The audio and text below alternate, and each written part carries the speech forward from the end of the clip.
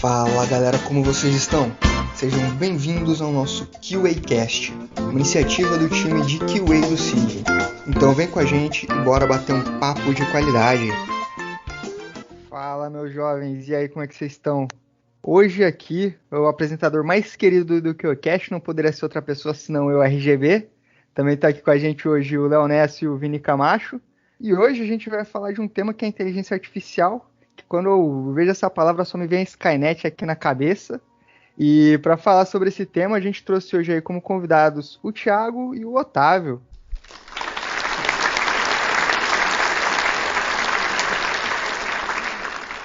Pessoal, vocês podem se apresentar aí para a galera, para eles conhecerem vocês?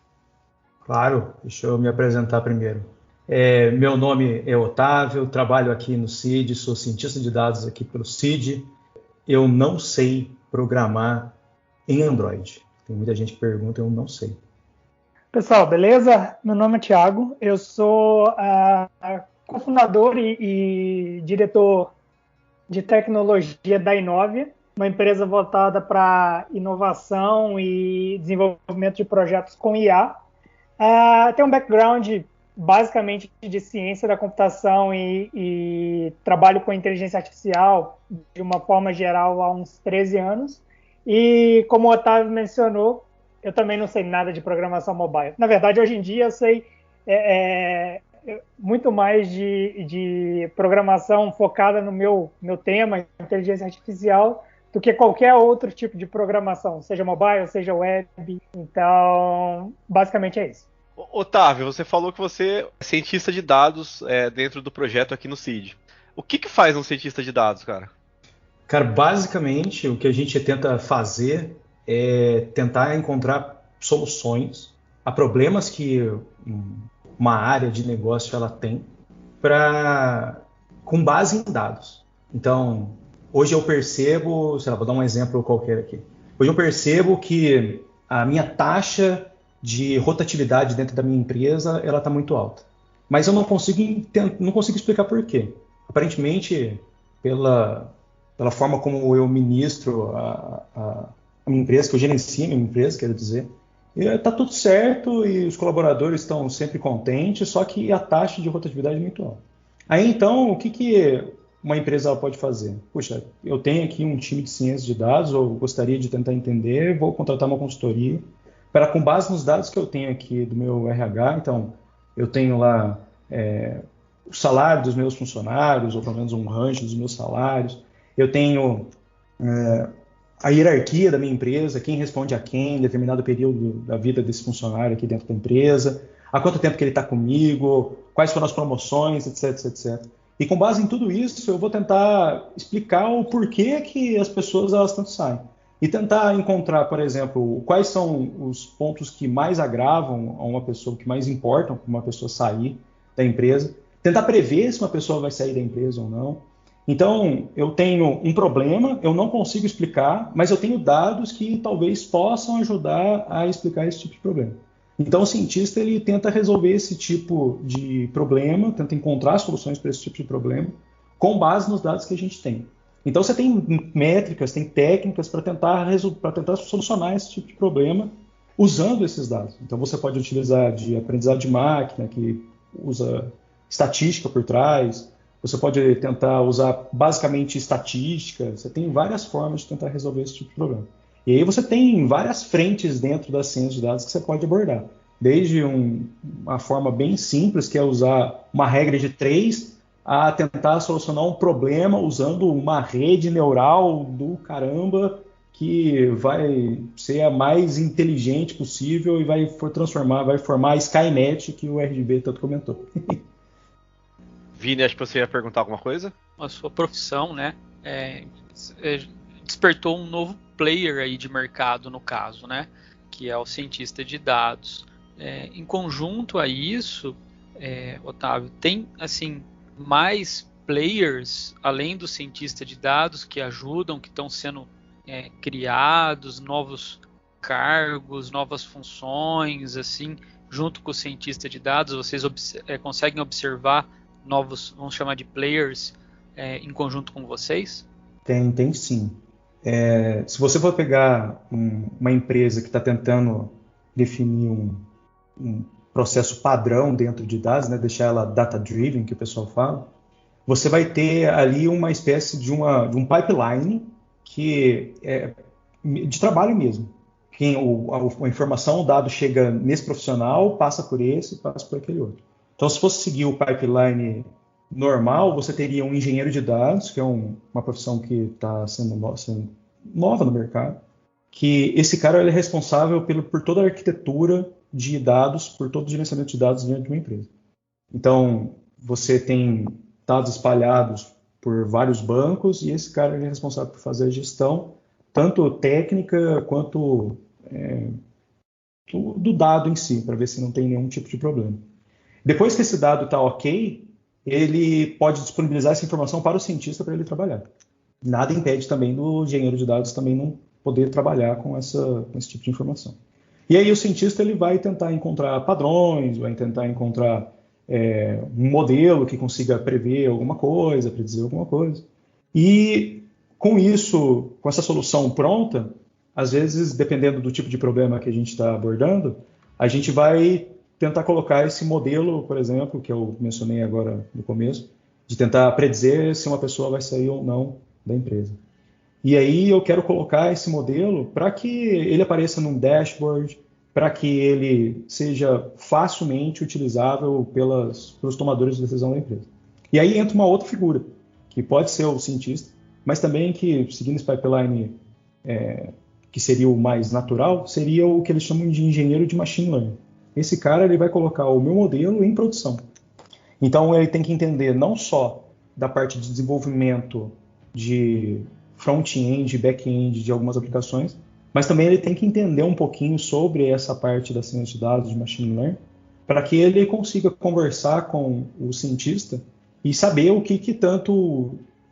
quais são os resultados esperados e o que tem que ser apresentado no final das contas para o tomador de decisão. E o mais engraçado, pegando esse comentário do Otávio aí, é que quando as empresas de hoje em dia, muitas vezes eles não têm claro esses players. E eles não têm claro quem vai atuar em cada uma dessas posições. Por exemplo, eu já fui contactado por empresas querendo fazer entrevistas, onde a pessoa vinha, tudo bem, você entende de machine learning, você entende de inteligência artificial, então aqui, eu tenho uma vaga de engenheiro de dados para você. Só que assim, como o Otávio comentou, apesar de eu também estudar um pouco, eu também procurar um pouco entender sobre o que vai fazer um engenheiro de machine learning, por exemplo, não é o meu skill principal. E muitas vezes as empresas não conseguem diferenciar isso. Ele acha que todo mundo faz tudo de tudo. Então, o Otávio fez a brincadeirinha, né, do Android no começo, e aqui essa brincadeirinha se aplica de novo, mas num ramo um pouquinho mais específico. Nem todo mundo que trabalha com IA, que trabalha com machine learning, vai fazer todas as etapas. Cada um tem suas especialidades ali. Mas às vezes, dependendo do tipo da empresa, né, às vezes a empresa ela não tem aquela verba para conseguir pagar tantos funcionários. Aí no final das contas, o cientista, ou o engenheiro, ou seja lá quem for, ele vai tomar de ponta a ponta e aí ele vai ter que ser o cara do negócio, sabe? Mas o ideal seria que tivesse essas divisões. Exatamente, mas assim, é o que você comentou mesmo, né? Tudo depende do nível da empresa. Se eu estou falando de uma empresa grande, com centenas de funcionários, é esperado que o cara seja especialista naquele nicho, naquela parte ali. Numa empresa pequena, geralmente quem vai cuidar da gerência dos dados, quem vai modelar, quem vai testar e quem vai botar em produção todo esse pipeline envolvendo a inteligência artificial, envolvendo o machine learning, muitas vezes vai ser o próprio cientista de dados. Então, tudo depende muito, assim, mas esses players existem, só vai depender da onde eles estão jogando, digamos assim. Tô vendo aí vocês falando aí bastante de machine learning e inteligência artificial. E agora eu fiquei um pouco assim na dúvida. Isso daí seria a mesma coisa? Tem diferença de um para o outro? Onde que cada um deles se aplica, assim, só para ficar bem claro? Manda bala aí, Thiago. Assim, se você for falar de IA de uma forma geral, IA engloba muita coisa. A inteligência artificial em si, ela vai englobar diversas áreas, diversos tipos de problema. Algumas divisões da IA, alguns subcampos da IA, por exemplo, são processamento de linguagem natural, as próprias redes neurais, elas são um subcampo da IA. Você pode passar a sua vida inteira estudando só redes neurais. Na minha graduação, por exemplo, quando eu fui fazer uma matéria de inteligência artificial, o que eu vi foi simplesmente redes neurais.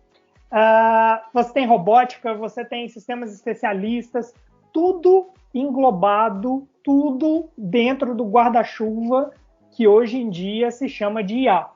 E o Machine Learning é uma sub-área desse guarda-chuva. Ele é uma área de pesquisa específica dentro da inteligência artificial que é voltada para aprendizado, basicamente, né? Basicamente, o Machine Learning, ele é uma sub-área da IA, porque ele engloba termos de inteligência artificial, etc. E ele é um dos problemas mais comuns de você ver aplicados no seu dia a dia atualmente. Tanto robótica também é um outro exemplo de campo, subcampo da IA muito aplicado no dia a dia, mas o Machine Learning ele é muito forte. Por exemplo, a inteligência do Google, ela só funciona por causa de Machine Learning. O seu sistema de recomendação da Netflix, ele vai funcionar baseado no Machine Learning. E o que é esse Machine Learning? São métodos, são modelos que eles vão usar os dados para aprender sem que você precise ficar reprogramando aquele modelo. Então, assim, imagine num aplicativo de celular. Se eu tenho um aplicativo de celular, eu quero mudar um botão de lugar, o que eu vou ter que fazer? Eu vou ter que ir lá no código daquele aplicativo, digitar passo a passo. Pega esse botão daqui, faz ele aparecer aqui. Dentro do Machine Learning, a premissa é que o método de Machine Learning, o modelo que você criou, ele vai aprender com dados. Olha, ele não sabia que o botão tinha mudado de lugar. Mas ele vai começar a receber tanto dado, mostrando o botão naquele lugar novo, que uma hora ele vai se dar conta de que, esse botão mudou de lugar. Então, o que eu vou precisar fazer? Eu vou mudar ele de lugar. Então, a partir de agora, eu vou aprender que ele está posicionado num lugar diferente. Então, basicamente, essa é uma das definições que você pode dar para Machine Learning.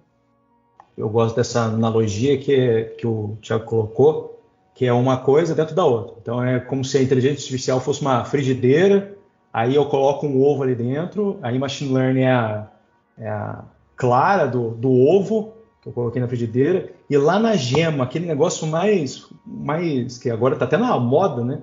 Que é falar do tal do Deep Learning, que é o aprendizado profundo, que é essas redes neurais que o Thiago comentou, que elas são absurdamente enormes, gigantescas, é como se fosse um cérebro artificial gigantesco, com vários neurônios lá dentro, analogia a neurônio, que consegue aprender de uma forma absurda um monte de coisa.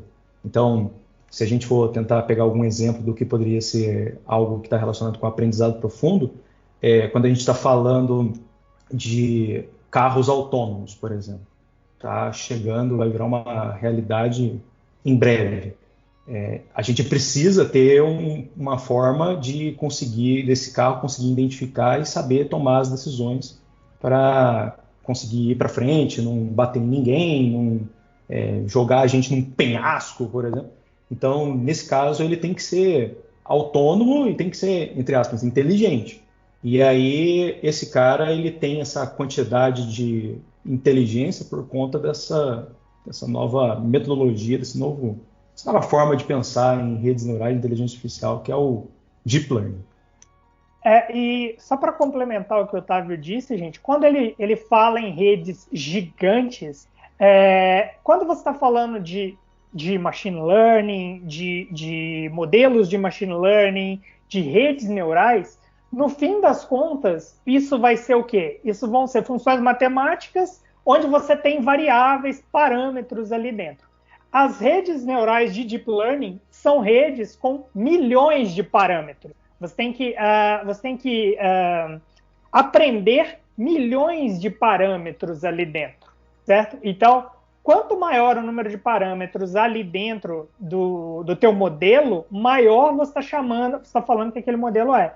Então, as redes de deep learning nada mais são do que redes neurais já pensadas na década de 60, 70, só que com um volume absurdo de parâmetros, com um volume absurdo de variáveis que você precisa ajustar, certo? E esse ajuste e essas redes de deep learning que estão tão na moda hoje em dia, elas só são possíveis por dois fatores muito claros, e aí que vão direto ao encontro do conceito de machine learning, do conceito de aprendizado, do conceito de aprender mesmo, né?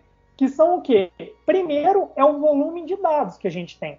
A gente produz, hoje em dia, por dia, mas alguns milhares de petabytes. Esse é um fator. O segundo fator é poder de processamento. A gente, hoje em dia, tem máquinas, a gente tem GPUs para fazer o processamento, para fazer o treinamento desses modelos, que a gente não tinha no começo dos anos 2000. Então, assim, essas redes profundas que o Otávio deu de exemplo, elas só são possíveis hoje, principalmente por causa desses dois fatores, que é o volume de dados que nós temos e o poder de processamento que vem aumentando cada dia mais. Como que a matemática é aplicada em IA? De fato, a pessoa tem que entender ali da matemática, dos cálculos, fazer cálculo de fato, ou ele precisa mais ter uma ideia do conceito da matemática? Como que funciona a aplicação de matemática dentro de IA? Olha, a matemática ela sempre vai ser importante, mas ela não é um fator determinante. Qual o sentido disso, né? Ela é determinante para eu criar um modelo no sentido de, conceitualmente, eu gerar um modelo novo. Eu fiz doutorado em computação, então, num doutorado, você sempre tem que propor alguma ideia nova, trazer uma hipótese nova e provar aquela hipótese de alguma forma. Então, o que acontece? Se eu não conheço a matemática do que já existe, eu não consigo propor um modelo novo dentro do ambiente, dentro da ideia de um doutorado, certo? Só que, para mim aplicar isso, a matemática ela vai ser importante, mas não vai ser determinante, como eu disse eu disse no começo. Por quê? Porque eu posso não saber qual é a matemática, por exemplo, de uma rede neural, como funciona um algoritmo de backpropagation, que é a forma como os parâmetros da rede neural eles são ajustados, ou eu posso não saber como funciona um sistema de projeção de kernel, que é muito usado no SVM, mas ela está ali dentro. Só que esses conceitos de rede neural, de SVM, hoje em dia, eles já são tão encapsulados em bibliotecas, em serviços mesmo. Existem diversos sites, como, por exemplo, o Google tem um serviço de IA, a AWS tem um serviço de IA, a Microsoft tem um serviço de IA, onde eu vou pegar os bloquinhos ali, ligar aqueles bloquinhos e conseguir usar coisas que já existem. Então eu não preciso saber de matemática? Olha, a minha sugestão para você é que você aprenda pelo menos o básico. Por quê? Porque com isso você consegue entender o que está acontecendo dentro do seu modelo, ou você consegue entender por que um modelo, por exemplo, é ou não melhor que outro, certo? E você consegue, quando necessário, até melhorar o seu modelo, fazer ajustes mais finos no seu modelo para que ele funcione da forma como você espera. Porque às vezes você vai pegar um serviço de machine learning que está aí disponibilizado numa toolbox, etc., mas aquilo ali não atende 100% do que você precisa dentro do seu problema. O Otávio comentou no começo também, o cientista de dados é aquele cara que vai, baseado nos dados, entender um problema e resolver ele baseado no que ele tem de dado. Então, assim, se você sabe um pouco de matemática, por exemplo, você pode conhecer algum tipo de normalização diferente para aqueles dados que vai ser mais útil para um determinado modelo. Você sabe que um modelo ele precisa de dados normalizados de uma determinada forma. Então, a matemática ela vai sempre te ajudar, mas ela não é um limitador. Eu sou muito ruim em cálculo, eu não sei, eu não consigo usar machine learning. Isso não é uma verdade. E tem um ponto que eu queria complementar que o Thiago comentou. Às vezes, quando se fala dessa parte de IA, machine learning, ciência de dados dentro das empresas, logo vem na cabeça dos tomadores de decisão que vai vir um negócio mirabuloso que vai solucionar tudo e que essa solução ela vai ser muito elegante ou muito complexa. E você conhecendo um pouco dos fundamentos da matemática, estatística, dependendo do tipo de problema, você não vai precisar nem entrar nesse universo de machine learning, deep learning, etc. Você, com estatística básica, vai conseguir resolver alguns determinados problemas que, se você não conhecesse, você ia lá ficar quebrando cabeça, tentando encontrar fórmulas mirabolosas para resolver, sendo que uma simples cálculo de probabilidade já teria resolvido o seu problema. Então, e outra também, né? O entendimento de matemática refere também ao entendimento de lógica.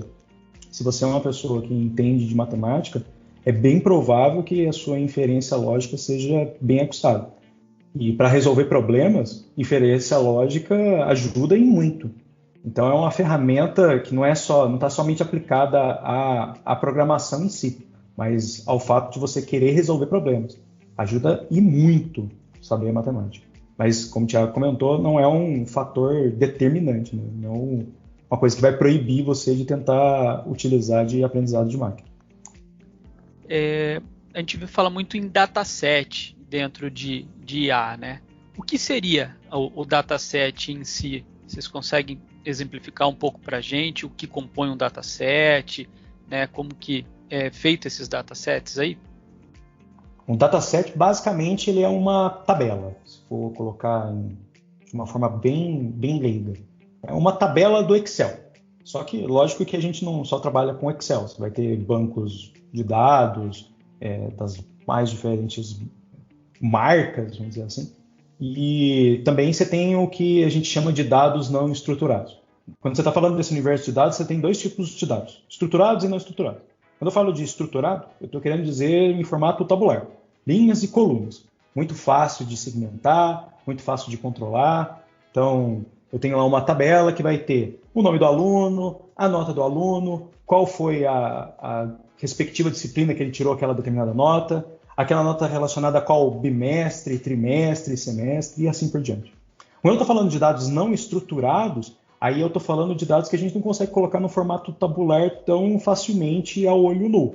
Exemplo, eu quero pegar dados de redes sociais. Eu quero fazer uma análise para entender se o mercado, os meus consumidores, eles enxergam a minha empresa de forma positiva ou forma negativa. E o que eles enxergam de forma positiva ou negativa? É a forma como a minha empresa aborda alguns determinados assuntos, sobre um produto e assim por diante. Então, a princípio, esses dados eles são não estruturados. E aí, para eu conseguir fazer uma análise disso, eu tenho que passar para esses dados, pegar esses dados não estruturados e transformar eles de alguma forma, de uma maneira estruturada. Essa forma estruturada, no final das contas, vira esse dataset, que é essa tabela que eu vou pegar ela, vou analisar ela e, se precisar, vou aplicar técnicas de aprendizado de máquina, machine learning, para conseguir predizer alguma coisa ou tentar entender alguma outra coisa e assim por diante. Então é essa tabela que a gente enxerga, que é fácil, 2D, que é o que a gente chama de dataset. Acho que até de forma mais geral ainda do que uma tabela, né? O dataset, eles são os dados nos quais o seu modelo vai se debruçar para aprender, para tirar alguma informação dali. E quando eu falo que são os dados que o modelo vai aprender, então esse dataset está muito ligado ao problema que você quer resolver. Então, por exemplo, se é um problema relacionado à predição, por exemplo, esses dados geralmente vão vir nessa forma de tabela, como o Otávio comentou. Se é um problema relacionado a reconhecimento de objetos em imagens, esse dataset não é mais uma tabela. Esse dataset é um conjunto de imagens. Se o problema que você quer resolver é determinar, por exemplo, se o seu cliente de telemarketing, se o seu operador de telemarketing, ele está seguindo um script de vendas que você passou para ele, você passou de um problema de imagens para um problema agora de áudio. Então, o que é o seu dataset agora? É o conjunto de gravações de áudios do seu operador de dataset. Então, assim, o dataset nada mais é do que os dados que você vai observar para treinar um modelo, para construir uma solução, certo? Na forma do problema que você está trabalhando. O Thiago ele comentou bem. Esse caso do áudio, vídeo, é o que eu estava comentando de dados não estruturados. E o dataset realmente, né, ele é o conjunto da obra, o conjunto de dados, que é até a tradução literal do inglês. Quando você tem esse tipo de problema, aí eu acho que até entrei tentei explicar mais do que realmente o pessoal perguntou, né? Aí pegar esses dados de áudio, pegar esses dados de imagens, eu vou ter que tentar transformar eles de alguma forma no formato tabular para que eu consiga fazer essa análise. Exatamente, porque o modelo ele vai entender esse dado tabular, ele vai entender esses númerozinhos. Só que a gente tem que sair do dado bruto em si e chegar nesses números de alguma forma. E quem que é responsável pela criação do dataset? Porque assim, por exemplo, quando a gente está falando em texto, em tabela, até que é razoável você imaginar isso ser desenvolvido dentro de um time de desenvolvimento. Mas imagina que você está desenvolvendo um projeto que ele vai identificar, não sei, frutas. No time não tem ninguém que é fotógrafo, não tem ninguém com experiência em tirar fotos, em criar cenários de fotos. Como que isso é tratado normalmente dentro de um projeto de desenvolvimento com IA? Quando o dataset não é tão natural para o time de ser criado? Isso aí, Léo, vai depender muito tanto de estrutura organizacional da empresa, como também de quem tem disponibilidade para fazer isso, né? Então, vamos lá. Se eu quero criar um dataset para provar um conceito simples, o próprio cientista de dados pode ir lá coletar um pouco daqueles dados na internet, de uma forma geral, e provar um conceitinho ali. Beleza, aquilo foi provado, isso é interessante para a empresa, isso é interessante para a solução, agora a gente precisa escalar isso, a gente precisa transformar isso realmente num produto. Então, beleza, como que vai acontecer esse novo dataset? Aquele conjunto inicial que o cientista de dados coletou foi para ele testar os conceitos dele, tentar resolver o problema de alguma forma. E aí que entra, quem que vai ser responsável por isso? Isso vai ter que envolver stakeholder, porque a gente precisa saber quais são as definições para aquele problema, quais são os cenários que aquele problema precisa funcionar, qual é o escopo, né? Você precisa delimitar bem o escopo daquele problema. Isso vai envolver o pessoal de desenvolvimento, porque a gente trabalhou mais ou menos com imagens assim. Se você coletar um dataset dessa forma, ele vai sair muito daquele conceito que a gente provou. Então, a gente precisa determinar isso, né? Isso vai envolver o pessoal de teste, porque na hora que eu for usar esse dataset, que eu for testar esse dataset de fato, esse modelo de fato, eu preciso saber com que tipo de dados que eu preciso entrar. Porque se eu entrar com um dado completamente diferente do que o time de modelagem, que o time de desenvolvimento usou, provavelmente aquele modelo não vai funcionar. Então, assim, é um conjunto da obra. Não dá para você dizer, olha, é o fulano ou o fulano, assim, essa é a minha visão. A Inove agora, a gente está trabalhando em parceria com o CID para a criação de um dataset.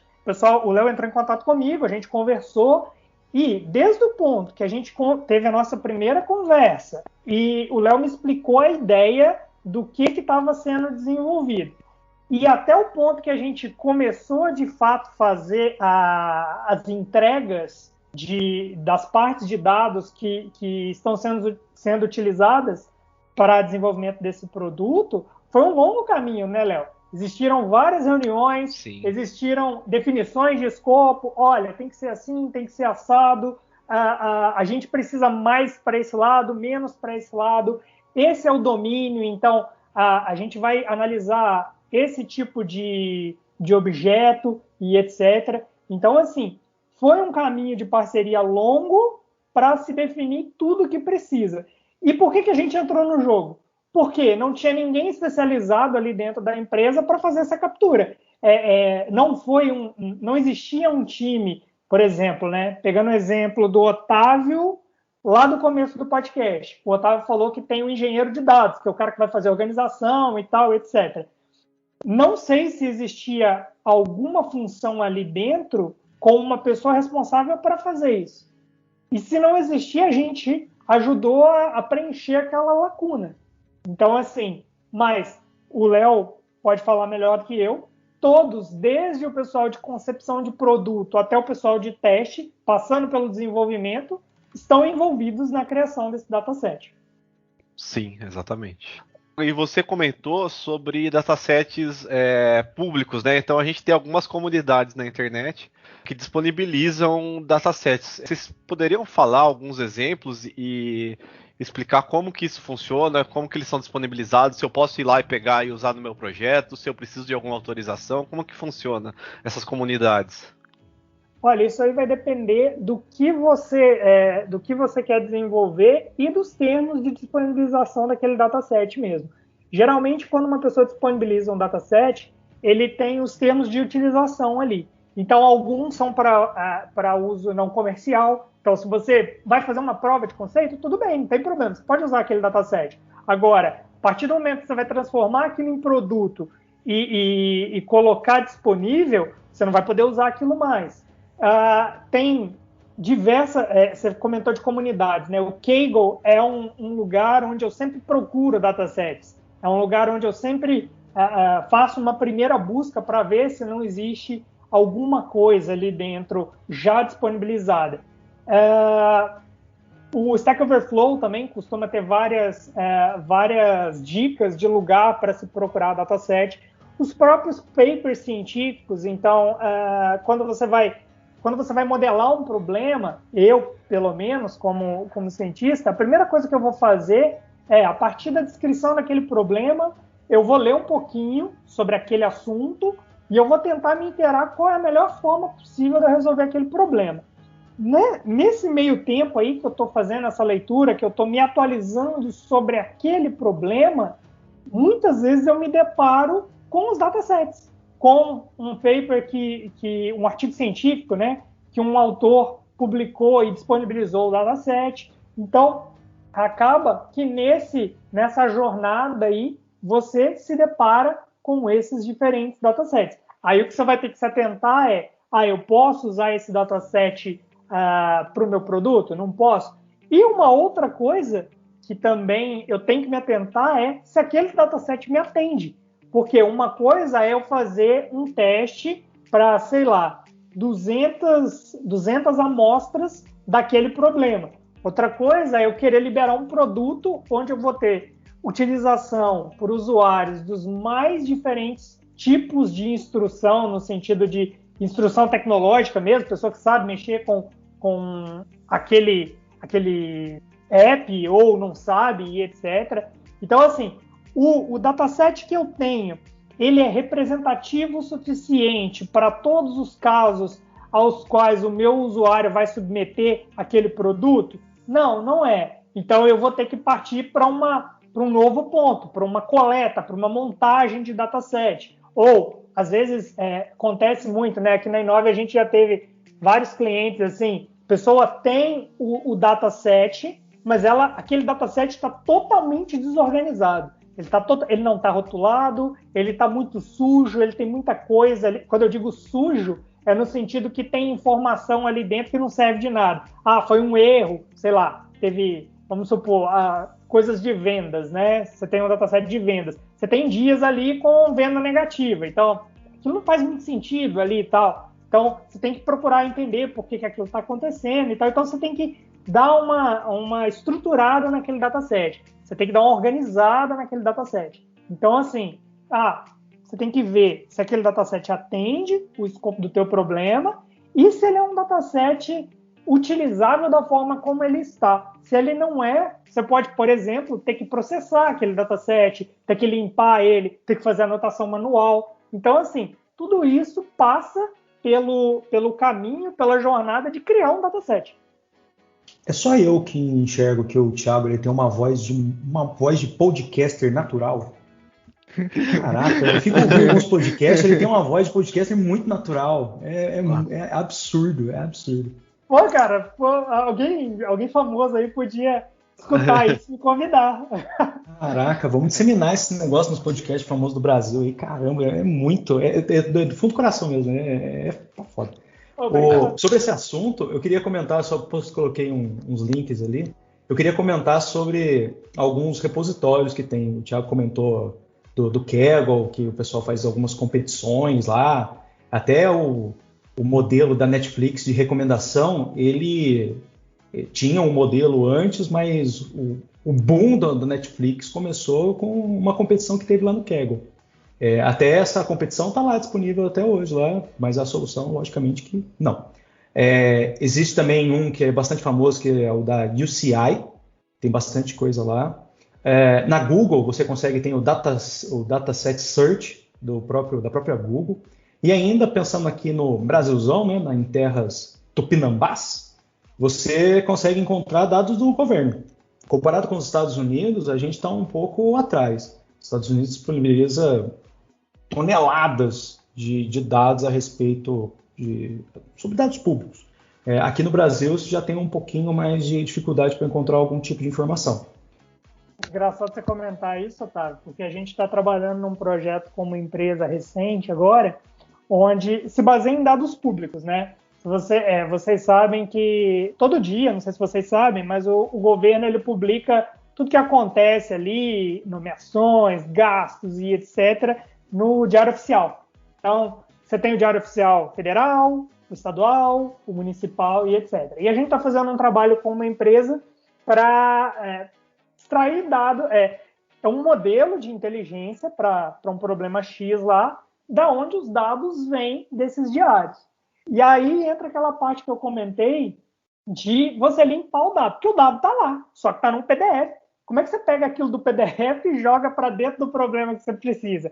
Então tem todo um caminho que você tem que percorrer, desde o momento onde você sabe onde está o seu dado, meu dado está ali, eu tenho que ir ali e pegar, mas até você chegar, olha, isso aqui é um dado que o meu modelo vai entender, isso aqui é um dado que o meu modelo vai conseguir utilizar. Então tem um caminho longo aí. Então, apesar da gente ter dados disponíveis, muitas vezes você vai ter que trabalhar aquilo ali dentro.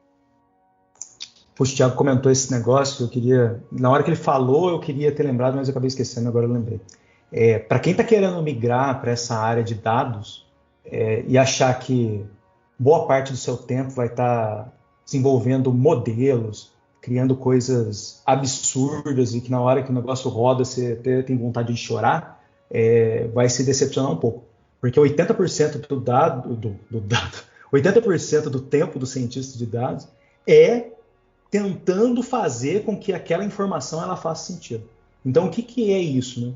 É tentar coletar essa informação de lugares absurdos, então tentar pegar a informação num PDF. Como é que eu pego aquela informação e jogo para dentro do meu computador? Depois que eu peguei aquilo, eu tenho que começar a tratar dados que estão faltando. Nossa, eu precisava daquela informação que não está lá. Então, sei lá, eu peguei no cadastro de pessoas, no banco de dados da minha empresa, e de clientes, e aí eu estou vendo que uma informação que seria muito importante seria a idade dos clientes. Só que essa informação, ela por algum motivo lá atrás, ela não era obrigatória. Então, teve gente que colocou e teve gente que não colocou. E agora, o que eu faço? Então, faz parte da estratégia, no momento da minha modelagem, dos meus estudos, ter que fazer alguma coisa com aquilo. E agora? Qual é a decisão que eu tomo? Não uso? Ah, mas essa informação é importante. Ah, não, isso é importante, então vamos usar. Mas tem dado faltante. Então, o que eu faço? Eu infiro uma idade, eu chuto uma idade, eu jogo na média, o que eu faço com aquilo? Tenho dados que o Thiago bem comentou que não fazem sentido algum. Vendas negativas. Ontem eu vendi menos 7 blusas. Como assim menos 7 blusas? Provavelmente foi em algum momento ali a pessoa, sem querer, fez um erro de digitação ali que não faz sentido. Eu consigo recuperar esse dado? Menos 7 está com um cara que é 7. A pessoa só botou um menos. Mas será que realmente era menos 7? Ou podia ser 17, 27, apesar da distância no teclado, né, do menos para o 1. Mas sei lá, né? Eu tenho esse ponto de dados que não são muito coerentes. Às vezes esses dados são fáceis de ser encontrados. Outras vezes esses dados não são fáceis de ser encontrados. Esses dias atrás eu estava dando uma olhada num dataset que estava escrito lá, uma tabela lá que estava escrito. Eu tinha aí quando a pessoa nasceu e quanto tempo de experiência que a pessoa tinha num determinado cargo. Até aí, você olhava lá, data que a pessoa nasceu, a princípio não tinha nenhum problema desde que a pessoa não tivesse nascido depois de 2021, ou pelo menos um pouco antes, né, porque eu não vou considerar que a pessoa tem anos de experiência sendo um bebê.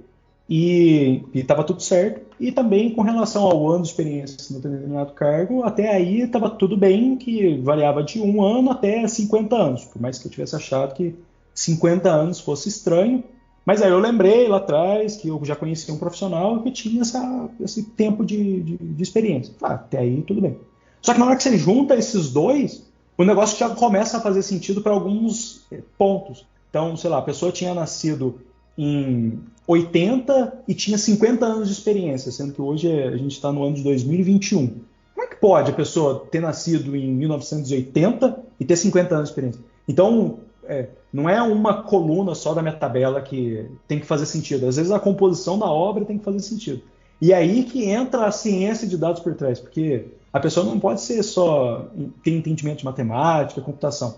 Ela tem que ter entendimento do negócio, por mais bobo que às vezes o negócio seja, que a pessoa ela não pode ter mais anos de experiência do que o ano que eu estou agora. É uma restrição do negócio, vamos dizer assim, que tem que ser atendido. Se isso acontecer, isso é um ponto extremo do meu dado aqui, um caso muito particular que provavelmente pode ser um erro. Então eu tenho que saber tratar esse tipo de coisa. Fala pessoal, muito obrigado por terem ouvido até aqui. A gente vai encerrando essa primeira parte do nosso bate-papo sobre inteligência artificial, mas fiquem ligados porque muito em breve a gente vai ter novos episódios sobre esse tema. Então é isso aí, valeu e até a próxima. Você ouviu ao QAcast, o podcast de QA Test.